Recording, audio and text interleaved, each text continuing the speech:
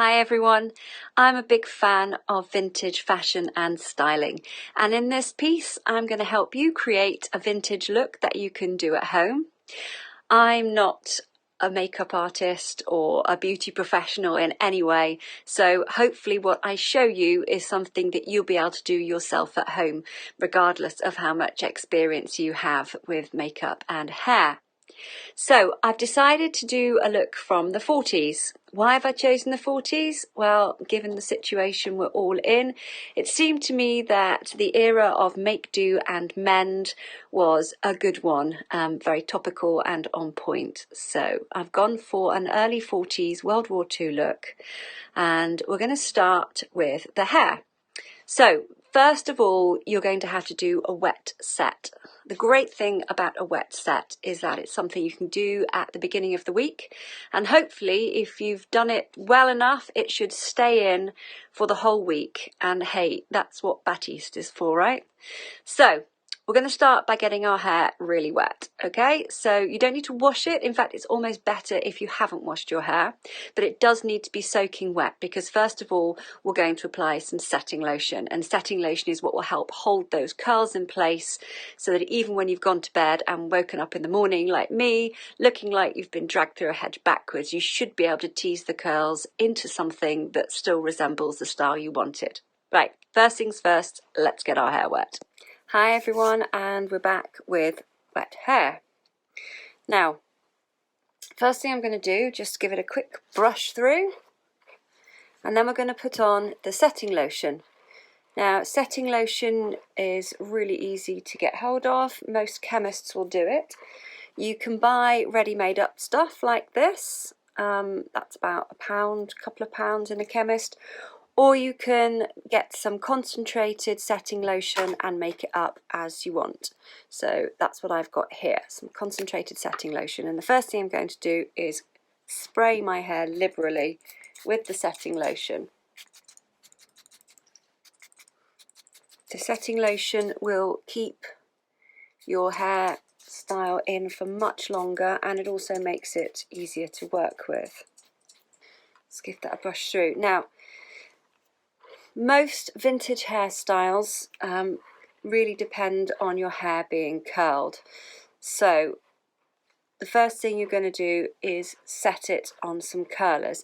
There are lots and lots of different types of curlers. You've got bendy ones like these sorts of bendy ones. You've got hot rollers, you've got old-fashioned rollers, you've got Velcro rollers like these, and you can pin curl. Now, I'm not going to show you how to pin curl in this one, it's quite fiddly, and also pin curls have the effect of very, very tight curls, and if you've got short hair like me, it's quite hard to make the curls a little looser. So I'm going to use modern rollers. They're very effective, these ones, and whilst they're not amazingly comfortable to sleep in, at a push you could. So I've got these rollers. I bought them online for, I don't know, £10, less than that, for lots and lots of them. They're really good. They clip open like this, put the hair on, and then you clip it in like that, and they come in lots of different sizes. So I really like these because you can vary the size of your curls quite easily. You've got 4 different types. If you want something really comfortable sleeping though, pin curls are the best way. So all of you with longer hair, it's the same principle, exactly the same principle, but you will get a looser curl, I expect, than me, because I've hardly got any length there. That's thanks to my undercut from last year, which I'm now growing out. So this style that I'm going to show you is a very simple style for the 40s. Doesn't mean it's simple for us, but it's simple for the 40s, and you start by putting a parting in your hair. So what you're going to do is you're going to curl the top section. So if you also section off this side, that's a terrible parting. As I said, I am not a hairdresser or a beauty professional in any way at all. which should give you comfort because it means that you can give it a go at home as well. So I'm going to section it off like that. So the hair at the sides, you are going to roll upwards and away from the face, taking small sections. You're going to roll your hair away from your face, okay?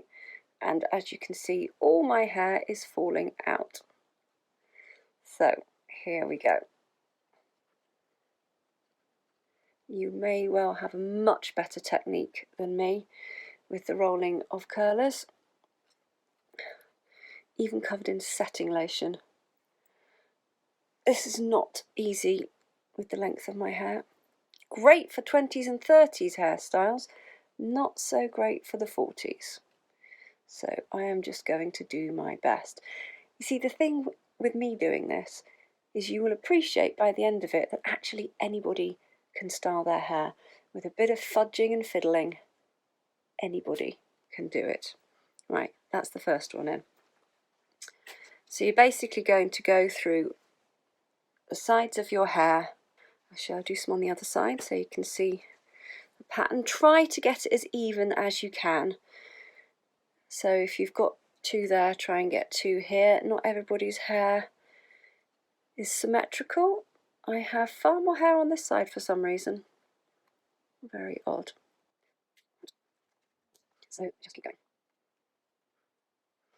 So don't forget, away from your face. And that will help you create the style in the end. There we go. Right, I'll finish the rest of the sides in a bit. I'll show you the top now. So the top, you are going to go to the side. It's all going to go in the same direction. So if I just section off the front bit, setting lotion at the front. If your hair starts to dry out whilst you're doing it, just spray some more setting lotion. This, by the way, this is a great tool for any vintage styling. It's a rat tail comb. This end bit is great for sectioning off, and also when you're doing curls, when you're setting victory rolls or curls in your hair, you can use the pokey bit at the end. I'm sure there's a technical word for that, but the pokey bit at the end to just neaten up your curls. So look how short my hair is. That's almost impossible to get in, so if you've got longer hair than me, you're already at an advantage. Right, so I've just got the very front bit now.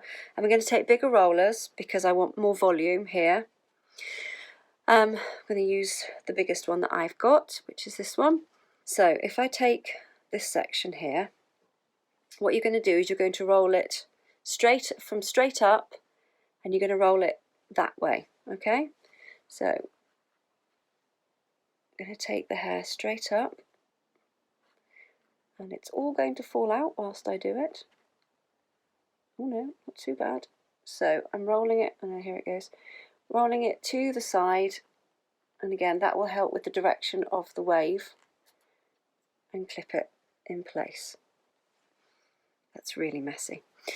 Anyway, I think it's refreshing to see somebody, a real person, doing this rather than a beauty vlogger who knows exactly what she's doing.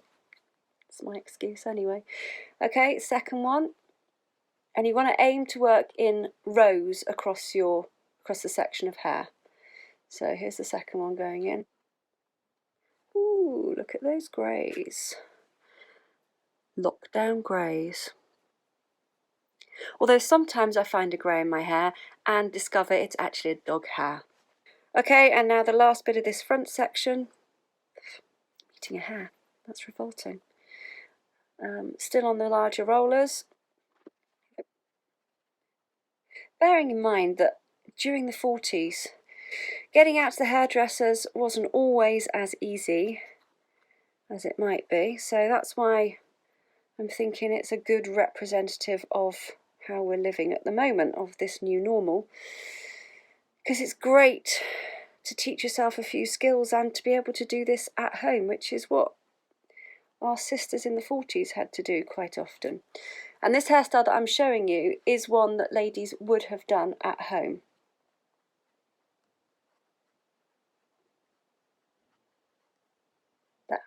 Right, so that's the direction you're aiming in. So the sides are going up, the top is going over.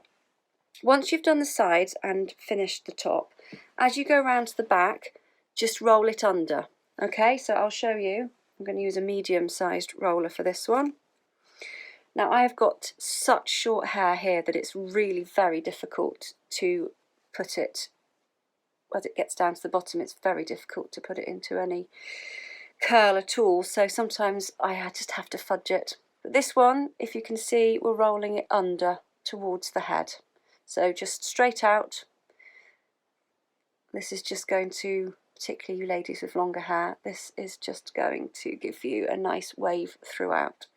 As you'll see when it comes to finishing the hair, scarves are really useful. Scarves and hairbands, especially when you've got short hair. Right, so I'm just rolling that under, and I will just continue. I'll put this one in a roll back away from the face, because I think that's probably going to form part of the sides that go up. So I'll just put this one in. If your hair does keep falling out, then the thing to do is just to use smaller sections.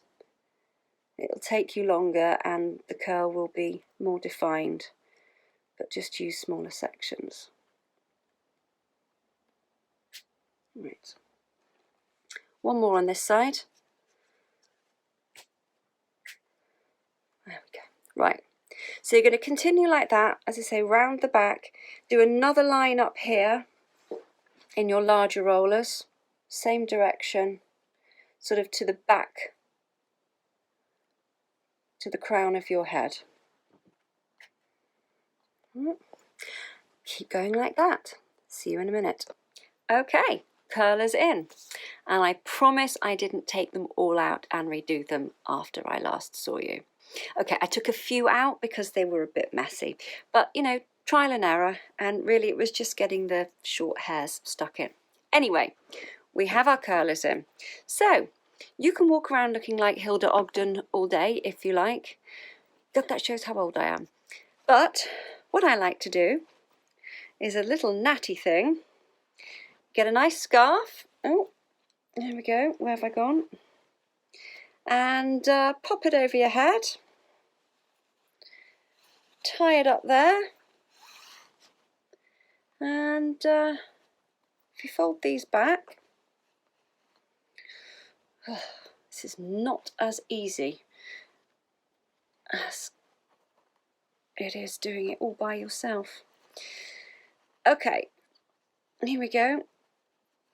Tying a nice knot there.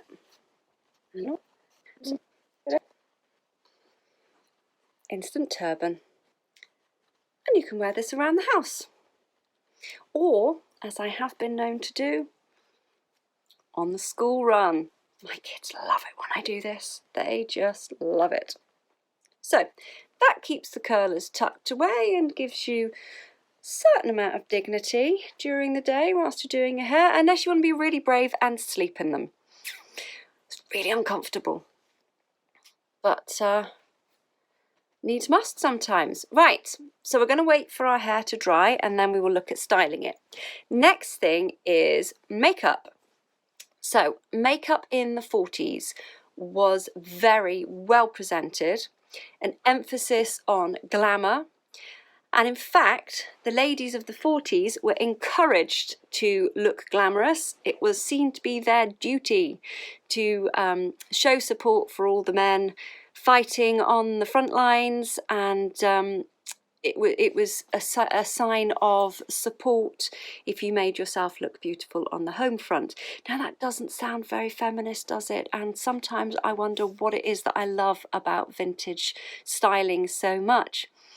I think actually when it comes down to it, this sort of styling that was in the hands of women was a relatively new concept. Women now had the ability to go out and spend their own money on products that were designed for them, And since the sort of 20s, maybe 1920s, women had more buying power, and there was an industry being created especially for them, and they were embracing it and they were loving it. Now that's a slightly different take on today's feminism, but I think I love the fact that women were starting to take control of the way they looked.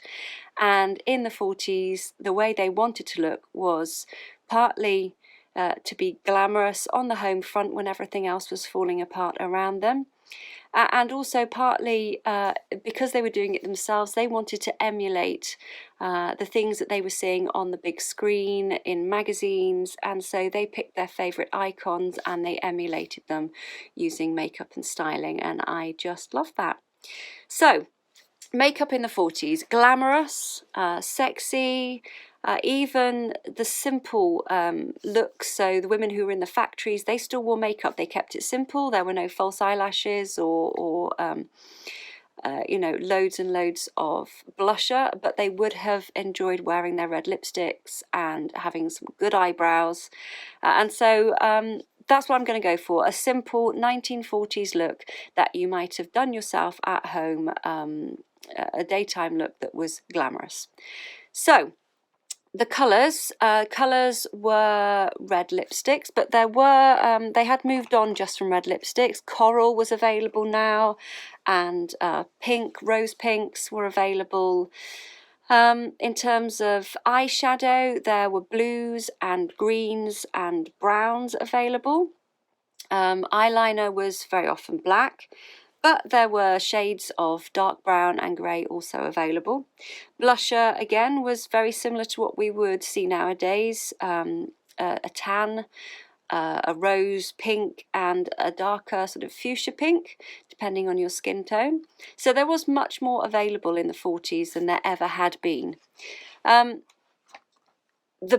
The starting point was the base, very flawless complexions, emulating the film stars of the time, Lauren Bacall, Elizabeth Taylor, Betty Grable, people like that with perfect flawless skin. The makeups that were available in the 40s in terms of base, you had Max Factor Pancake and Pan Stick. They were the favourites. Now, these were very thick, and they did create that flawless complexion, much denser than what we're used to today. But I do actually have a Max Factor Pan Stick. It's not an original one. As far as I know, Max Factor are still making this. Pancake was originally made for screen stars, and that comes in like a compact, a round compact. It was easy to apply and had a very long-lasting finish. But the Pan Stick was the one that ladies slipped in their handbags and topped up whilst they were out and about. Launched in 1948, this was, so the latter end of the 40s. But for today's purposes, we're going to go with the Pan Stick, and we're going to create a very flawless complexion. I'm just going to use modern tools. Okay, we didn't have, I don't have the things that they used in those days. I mean, it was largely a similar sort of thing, but I'm just going to go with what I already have. So I'm going to start by brushing it on. It's very thick and it doesn't feel that nice on your skin, but it will give that lovely flawless complexion. So, how's lockdown treating you all? Going slightly mad? I know I am. And the only reason I've got this period of time to myself is because my children are downstairs on their iPads. Ah, bad mummy, bad mummy. They think it's Christmas. My kids think it's Christmas because they've had so much screen time, so much time watching movies. I have been teaching them. It's very difficult, very difficult. I don't get the same respect that their teachers get. They're so good in school. Literally painting it on. The good thing is, no contouring. No contouring in those days. Not that I can contour. So I've pan sticked. Feels quite disgusting. With a perfectly modern concealer, I am going to just, what have I got? This is Revlon Youth Fix. fill and blur concealer, so I am just going to tackle the problem areas. Makeup sponge, I'm just going to blend that in. Not bad, not bad. Right, I'm going to set this with finishing powder. This one is Avon. Avon calling. This is just some lovely white finishing powder which will take the shine off and give you that lovely matte finish. That is so 40s. And with pan stick makeup, I would take some loose powder with you wherever you go, because it does get greasy during the day. So I have my matte base. Next key element is eyebrows. When are eyebrows not a key element? Thanks to the 90s, I have no eyebrows left due to all that over plucking as a teenager. So what I'm going to do is fill out these eyebrows. You're going to create quite a defined shape. Now, it depends on your own eyebrows. My eyebrows are quite naturally curved rather than angular. Styles in the 40s varied, but a defined brow, not quite as thick and heavy as today's defined brows, but a defined brow was a key part of the look. So because this is a daytime look, I'm not going to go too mad with the eyebrows. So just brushing them upwards, and I'm just going to first I'm just going to fill in the missing hairs. Oh, 90s, give me back my missing hairs. So I'm just following the natural line of my brow. If you're lucky and have a nice angle here, up in this corner, then that will create a very 1940s effect. You can cheat it, and I will cheat it just a little bit, just to try and angle off. And again, it really depends on the person or the icon of the day that you really wanted to emulate. Audrey Hepburn had really big defined brows. So if that was a look you were going for, then you would really exaggerate those eyebrows. But so I've gone for fairly natural shape. Just tackle the other eyebrow. Eyebrows should be sisters, not twins, I read, which is a good job because I can never do the same on one side as I do on the other. Anyway, here we go, trying to aim for that arch, that angle, just sort of in line with the corner of your eye if you were going to draw a line. I have absolutely no angle there, so just... These are really good because you don't have to sharpen them like an ordinary brow pencil. So, got some definition to those brows. That one's bigger than that one. Chunk this up a bit. I quite often end up looking cross when I do my brows too heavy. Right, how's that? Not too bad. So, eyebrows done. Blusher. So I've said they had quite a variety of colours, like we do nowadays. Go with what suits your skin tone, because there was that variety available. You're not stuck with one particular type. My skin tone suits the rosy colour, but if you want to go darker or more browny, then do it, because it won't be wrong. So blusher in those days, quite often, just on the apples of your cheeks. Maybe take it up a little bit, but certainly, unlike today where we go to town with our blusher and our shading and our contouring, it's not quite as mad. You're just aiming for a natural, flushed look. So if you give a cheesy smile, you get the apples of your cheeks showing. Gives you a clue of where to put it. Right, that's quite a lot actually. Oh well, there we go. Now, eyes. Eyes can be the difficult one. False eyelashes were available in those days. In fact, they've been available since the 20s. So girls were used to wearing false eyelashes more often for an evening look, but feel free to wear them in the day. I don't mind. I will show you a look without them. First things first, let's put a little bit of eyeshadow on. Again, choose the colour that you like. They didn't have shimmery, glittery eyeshadows, and they didn't have mermaid iridescent ones. Generally speaking, it was matte. Everything was very matte in those days. There was matte, and as I say, browns, blues, maybe some greens. So I'm going to go for brown, and I'm not going to put on very much. It wasn't really all about the eyeshadow in the 40s. If you were doing eyeshadow, you were really just putting a little bit of enhancement over your, just under your brow here. So I'm just going to use a little bit of cream just to accentuate my inner eye. And then I'm also going to put a little bit of light brown. Just so you know, I'm using Bare Minerals, which is one of my favourite makeup brands. And this is, so careful not to go overboard, as I have just done a little bit there.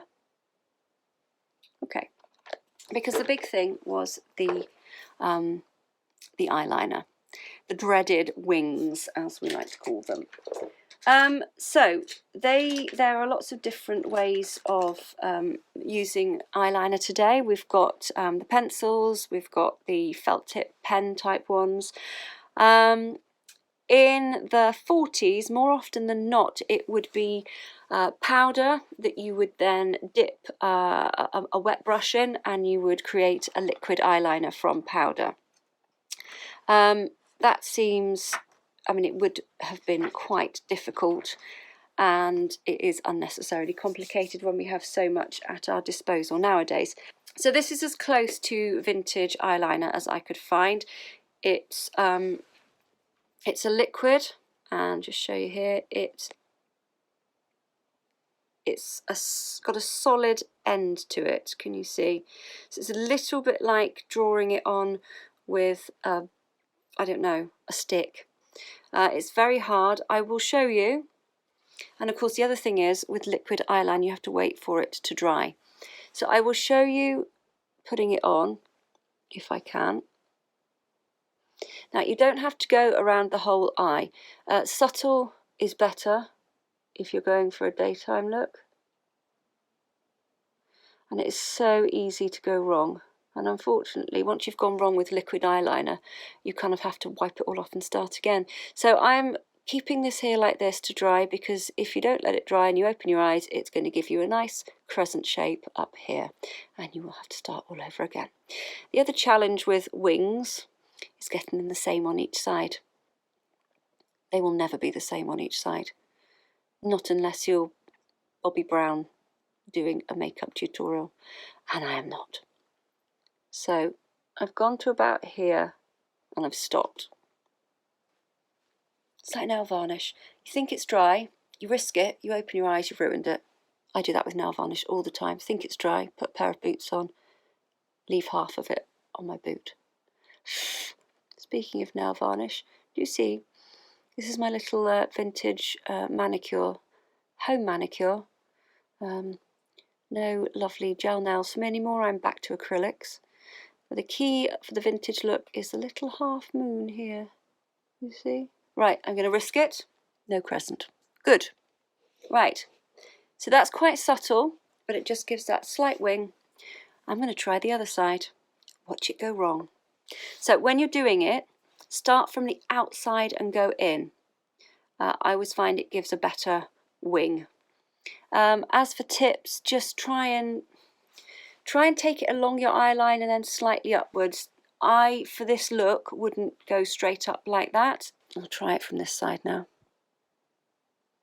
Need to get it as close to your lash line as possible. Fill in any gaps, otherwise it will look rubbish when you open your eyes. Don't be tempted to do the little extra stroke, because that'll be the one that ruins it all. How similar are we looking?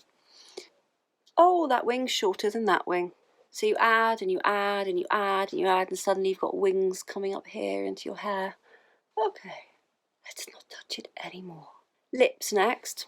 I'm going to go for classic red, but it wouldn't be wrong to go for pink or slightly coral. That's going to make a lovely base for my lipstick. Now, I'm going to line the lips first. I'm not going to massively overline. I'm going to follow the natural line of my lip on the outside. This is again a little bit like the wings. It can very easily go wrong, and then you have one lip that looks like you've had too much dermal filler in it, and the other lip that's all skinny. So I'll do my best to make an even line.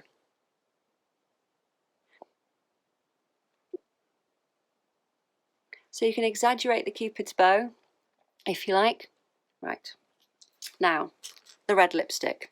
If you want to use red, red, the colour red, it's really difficult, I always think, to find the perfect red lipstick. There are so many out on the market there, and so many times I've bought a lipstick, brought it home, and it just looked awful.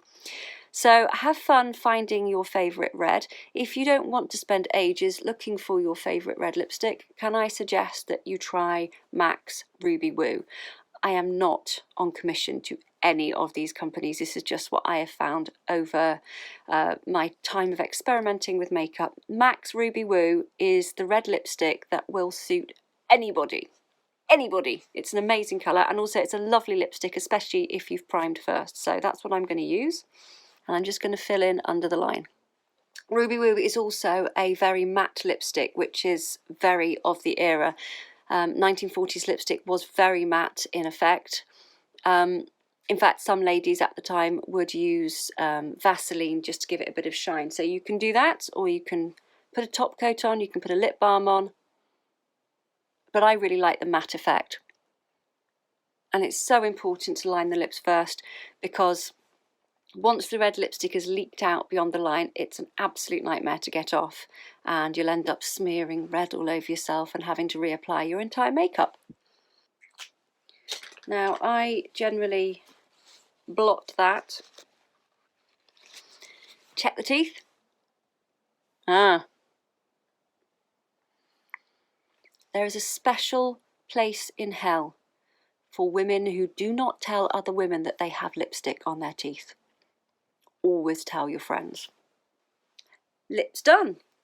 Now, mascara. In the 40s, mascara again was powder. You added a little water to it. You had a little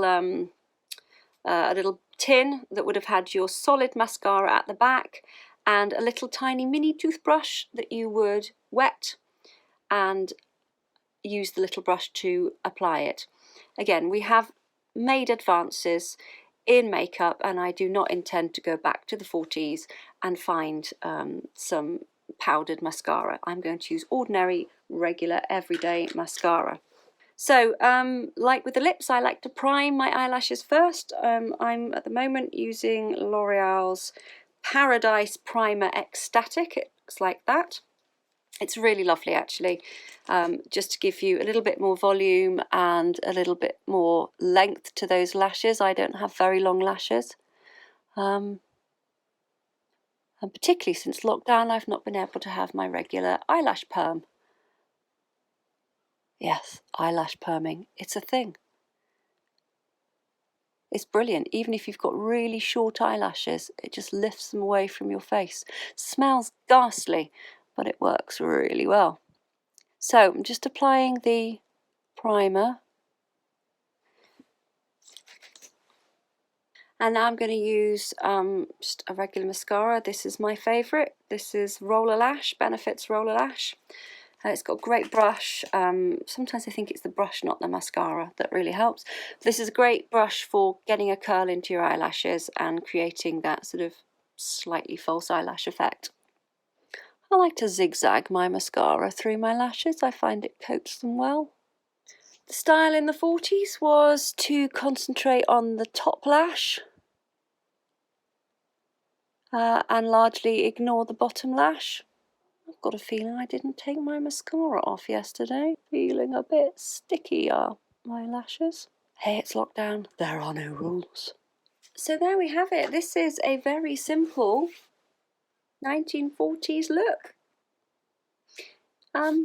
We'll come back and do the hair once it's dried.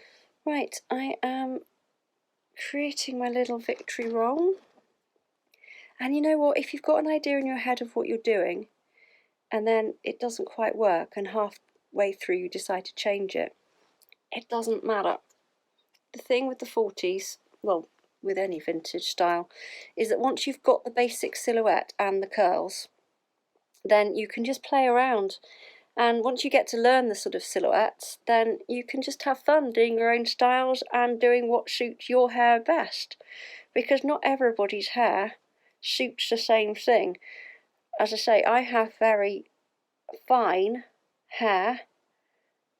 It's quite easy to curl, and it likes to stay in a curl. Not everybody's hair is like that. There we go, just a little victory roll there. Quick hairspray.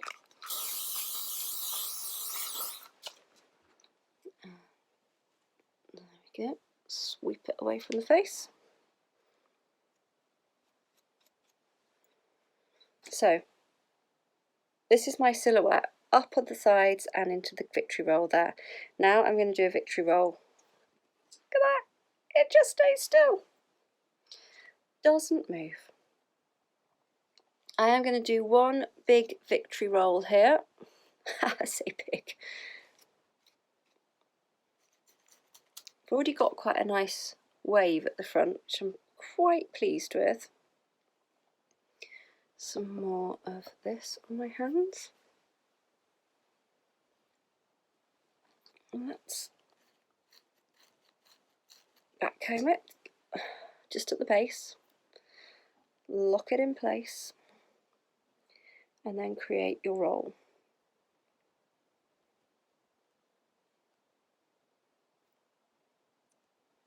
And pin. Can you see my little whirl there? If, like me, you've got a fringe and the fringe is short and won't go all the way around the roll, do not worry. You can smooth it down with hairspray. See, there's a bit that always comes out. It wasn't really the fashion to have fringes in the 40s because it meant you couldn't do these hairstyles, but ladies did like to put fake fringes in, or bangs as the Americans called them. Now, there's my silhouette. Roll and roll. Okay, it's not as neat as I'd like it, but as I say, when you've got short hair, beggars can't be choosers. So I've still got some curls at the back. Now, bearing in mind, this was a time when ladies wore hats a lot. So quite often the crown was left flat to wear a hat. And this is where your fudging can come in. So if you haven't had a great time with your rolls, you can easily run a hairband or a scarf around your head to hide any messy bits. I'm going to do one more victory roll up here. I'm going to lock the bottom and curl it round. Make my little roll. Okay, can you see? I've got one more up there. That spray. Right, you girls with longer hair will have some nice soft curls coming down here now. If you have short hair like me, if you're not happy with the look of it, then, as I say, you can gather it up. Scarf. Doesn't have to be a very long one. This is quite a small square, actually. Square divided in half, like to a triangle. Just roll it over like this. And then if you've got ends, you can just catch up in here, tie it in between the two and do a bow or do a knot, and there you go. That's that authentic factory look. Right, now I'm just going to do a little top up of shiny face powder, because having been at the supermarket today, I am well and truly shiny. And yes, I did go in my curlers.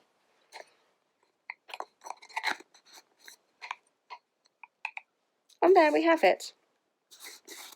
a simple but effective 40s look.